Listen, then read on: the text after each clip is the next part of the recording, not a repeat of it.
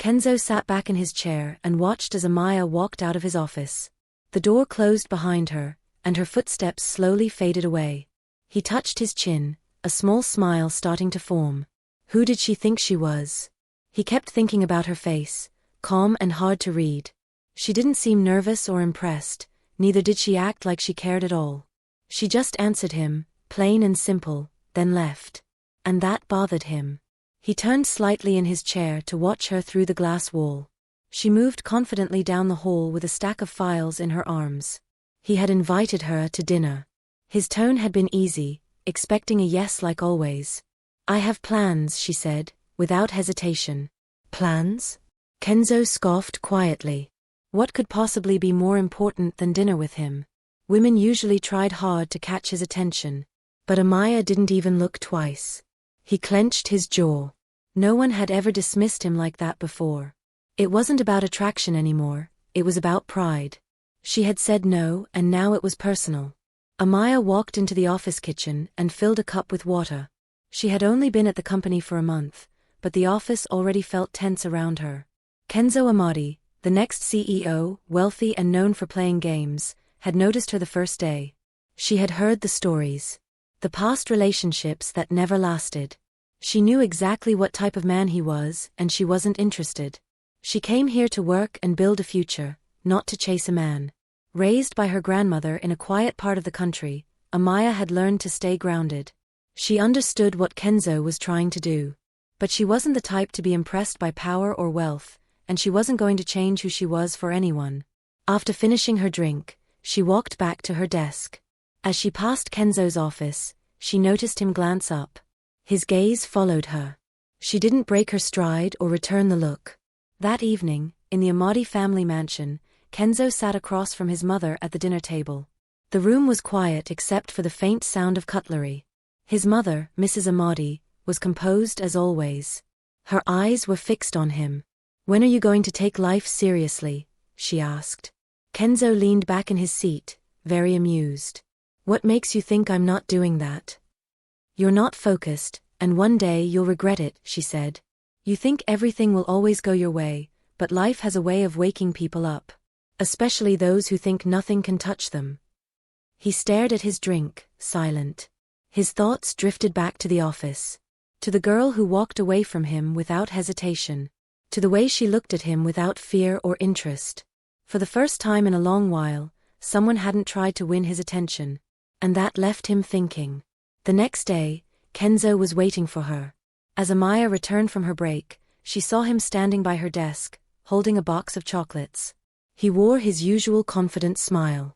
"This is for you," he said. Amaya paused. She looked at the box, then back at him. Her expression unchanging. "Thank you, Mr. Amadi, but I don't accept gifts from my boss," she replied as she walked past him and placed her bag on her chair. Kenzo's smile faded slightly, but he quickly recovered. "Not even just as a kind gesture?" he asked. "I prefer to keep things professional," she said, already sitting down and turning to her computer. Kenzo watched her for a moment.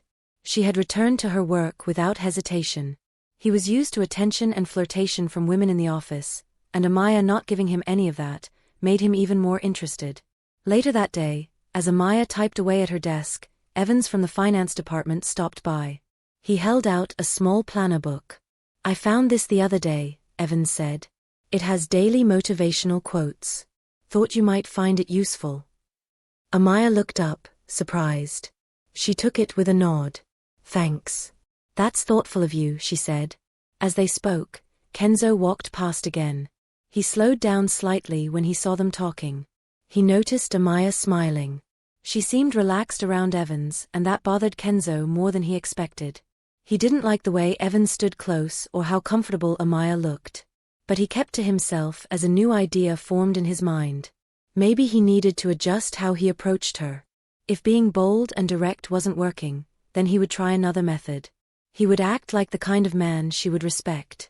It didn't matter if it was real or not. What mattered was getting her attention.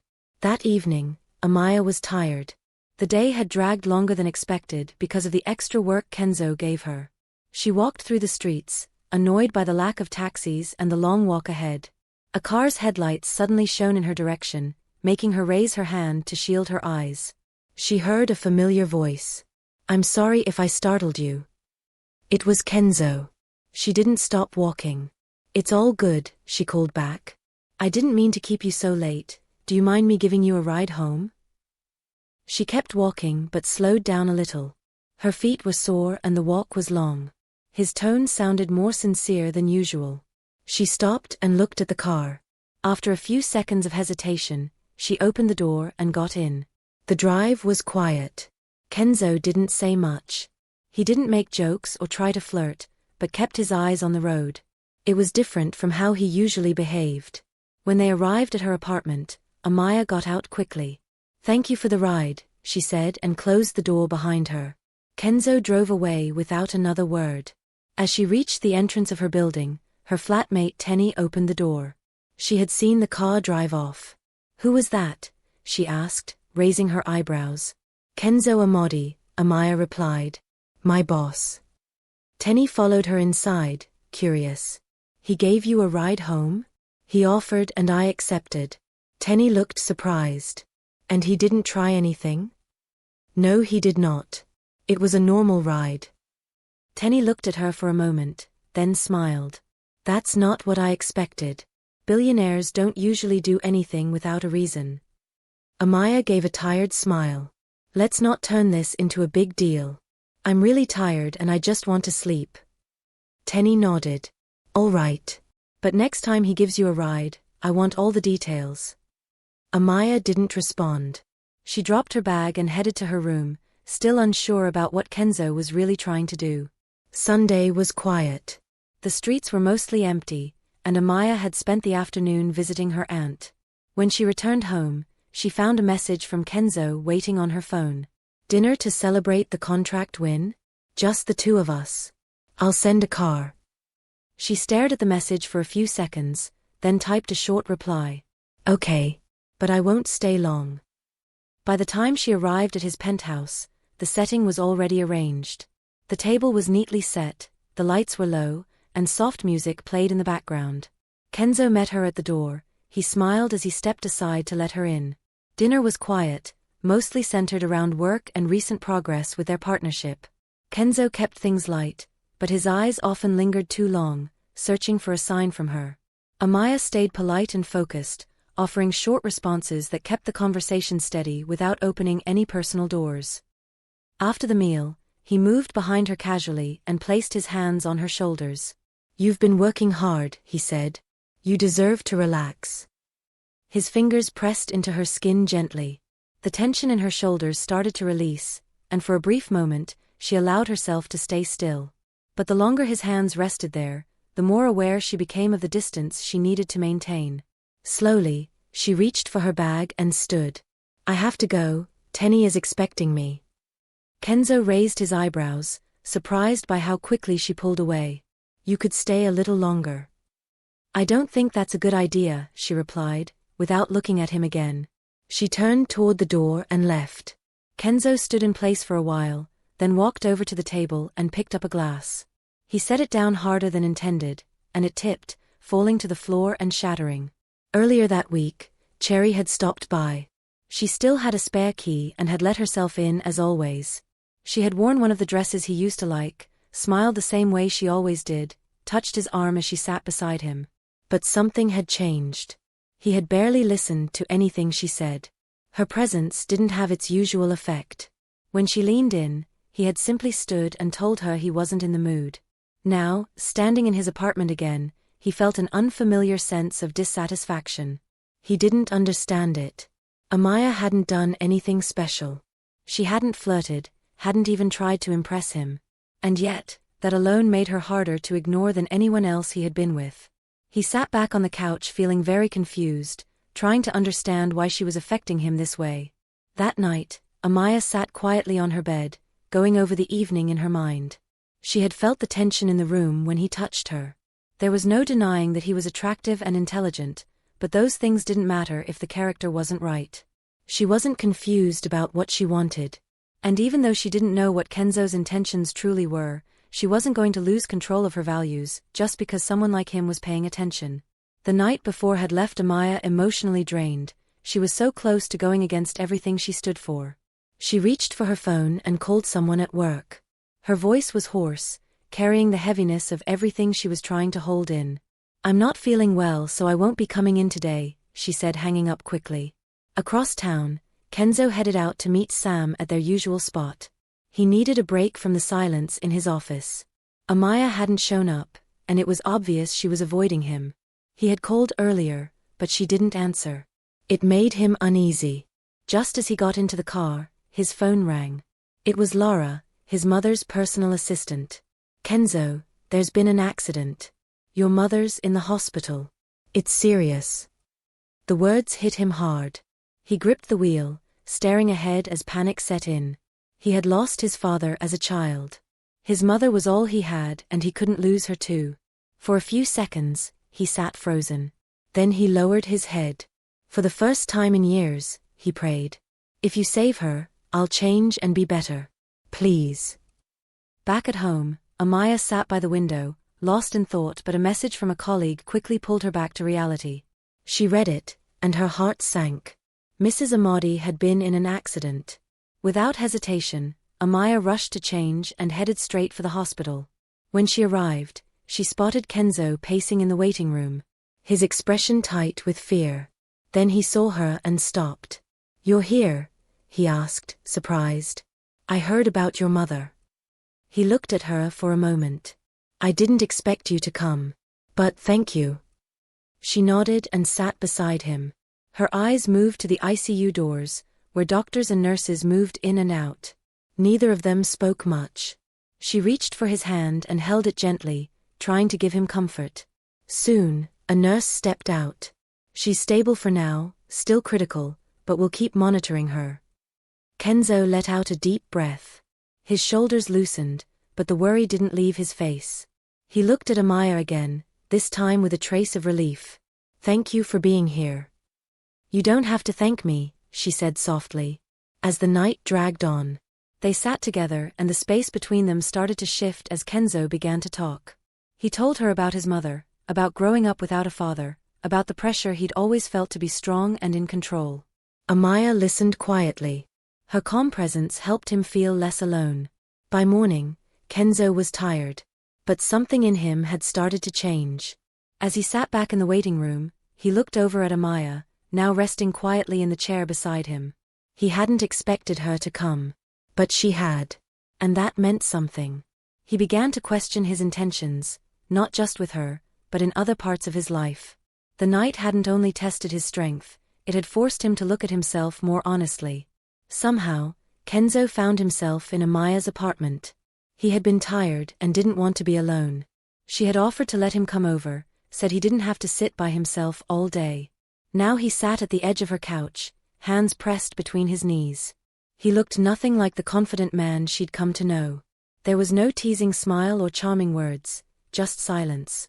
Amaya sat across from him, waiting. "I need to be honest with you," he said finally. His voice was low, and he didn't look up.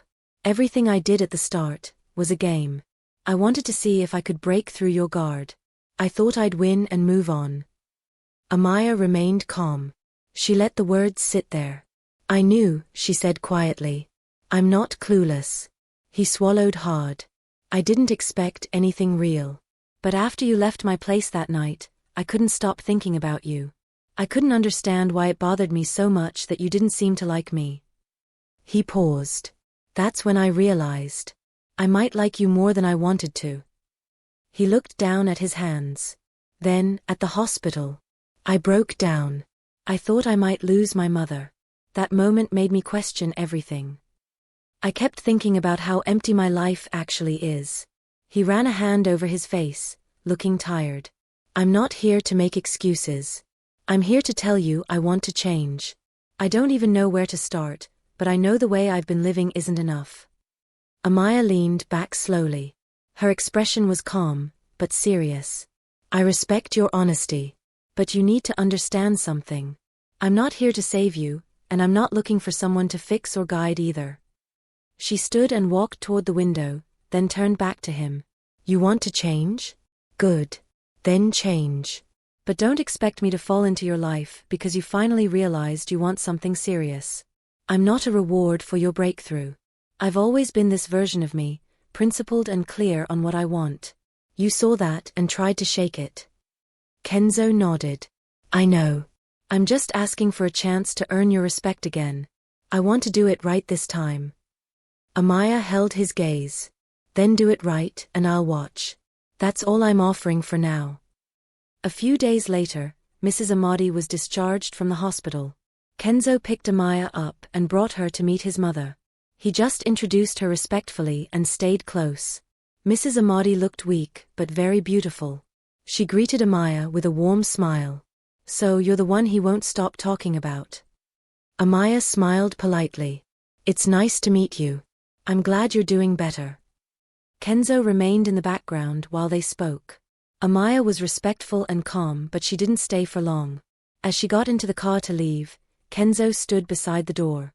Thank you for coming, he said. She nodded. Take care of your mother. He stepped back as she shut the door. Weeks passed, and Kenzo started to change. He stayed away from the usual flings and paid more attention to work. He started showing up for meetings on time and began listening more when people spoke to him. It took time, and he didn't always get it right, but the difference was clear.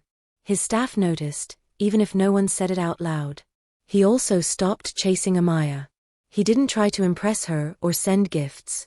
He gave her space. During that time, he thought a lot about who he'd been and who he was becoming. One morning, he sent her a simple message. Would you like to have lunch with me? She read it and waited for a while before replying. All right, I would like that. They met at a quiet restaurant, one of those places tucked away from the busy parts of town. The kind of place people go when they just want good food and space to talk. Kenzo arrived before her and waited. When Amaya walked in, he stood and pulled her chair out. She sat down slowly, watching him. You look really nice, he said. Thank you, she replied. The conversation started lightly. He asked how her week had been. She told him about the new projects she was overseeing. Kenzo asked follow-up questions, sounding genuinely interested. He already knew where she worked, of course. She worked for his company, but he wanted to know how she felt about it. What kind of tasks kept her up at night? What parts of the job made her proud? She was careful with her answers at first, but as the minutes passed, she began to ease into the conversation. Kenzo wasn't rushing her. He listened more than he spoke, only interrupting to ask for clarification or to agree quietly. I've taken work and everything in general a lot more seriously, he said at one point. Amaya looked at him for a moment. And what does that mean for you? It means I'm trying to be consistent. With my decisions. With the people I let into my life and with how I handle what matters. She nodded slowly. That sounds good. Kenzo leaned back slightly, not in a relaxed way, but more like he was careful with how much space he took up. I'm not trying to say I've figured it all out. But I want to do better. And I want something real. Not just with you, but if I'm honest, I want it with you too. Amaya paused before responding. I've never been with anyone, so I don't see intimacy as something casual, and I don't plan to change that for anyone. I understand, Kenzo said quickly. I know you move with intention, and I respect that. I'm okay with taking my time. I just wanted you to know how I still feel about you. Nothing has changed. She leaned back slightly in her seat. If this is going to work, it has to be at my pace. I don't do games, and I don't bend because someone says the right things. Kenzo nodded and said, I'm not asking you to bend. I just want to earn your trust, however long that takes.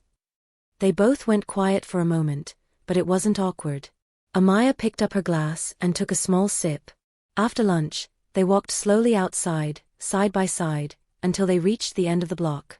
Amaya slowed her steps. Thanks for today, she said quietly. Kenzo gave a small smile. I should be the one thanking you.